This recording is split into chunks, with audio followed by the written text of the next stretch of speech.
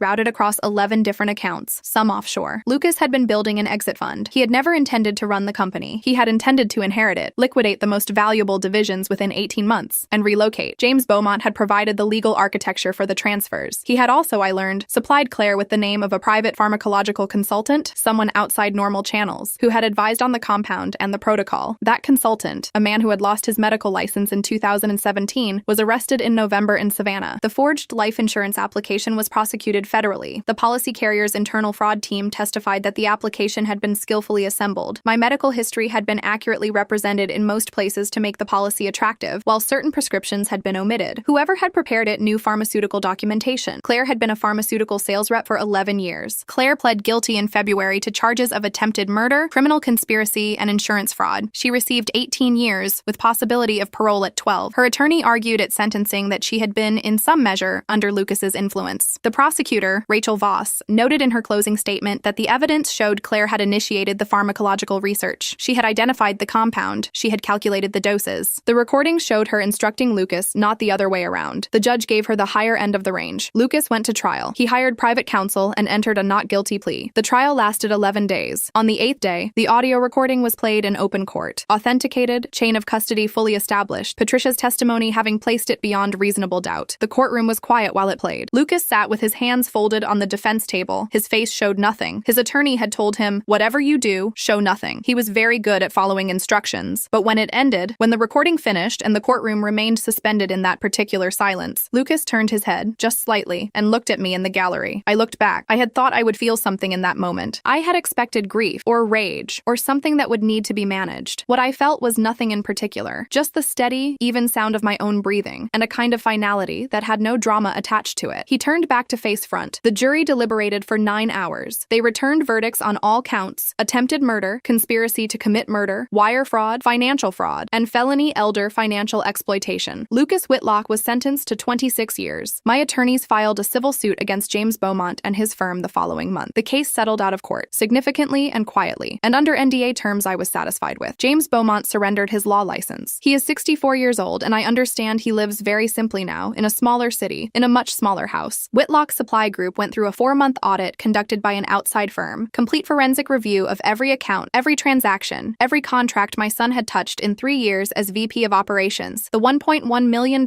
in transferred funds was partially recovered. Several contracts he had steered to companies in which he and Claire held silent ownership stakes were renegotiated or canceled. The company is fine, more than fine. We had a record fourth quarter. I gave Patricia a full year's salary as a bonus. She told me it was too much. I told her it was not nearly enough and that the conversation was over. She has been with me for 19 years now. She still makes my coffee. I still watch her make it, not out of fear, but out of appreciation for her hands, her movements, the way she knows exactly how much I need and when. Some mornings we sit in the kitchen before the house wakes up and drink it together in silence. She never asks for thanks. She never references what she did. She didn't save my life for recognition. She saved it because it was the right thing, and because after 18 years, she knew me well enough to know that the coffee was wrong even before she understood why. That's the thing about being underestimated your entire life. People assume you won't notice. They assume your silence is ignorance. They assume the stillness in your face is the stillness of someone who doesn't understand what's happening. My son assumed I was just a tired old woman who would drink whatever was handed to her and sign whatever was placed in front of her and disappear gratefully into rest. He assumed that the company I built from $47,000 and a second-hand forklift would simply become his because he had waited long enough to take it. He assumed the wrong things about the wrong woman. 1 year later, September 9th. I'm in the office. My office, still mine. My name is still on the building. It will be on the building for as long as I decide it will be on the building, which is a decision I will make myself in my own time, on my own terms. I have a new succession plan in development. It involves 3 internal candidates who have earned their positions over years of actual work. It is being drafted by a new corporate attorney, a woman named Margaret Chu, former assistant U.S. attorney, referenced by Rachel Voss, who I trust with the full weight of that recommendation. The folders are on my desk. No yellow flags. No predated signature lines. My coffee is beside them. Patricia made it. It is exactly right. I pick it up. I drink it. And then I get back to work. Because the world doesn't pause for grief, and it certainly doesn't pause for people who thought they could bury me before I was finished.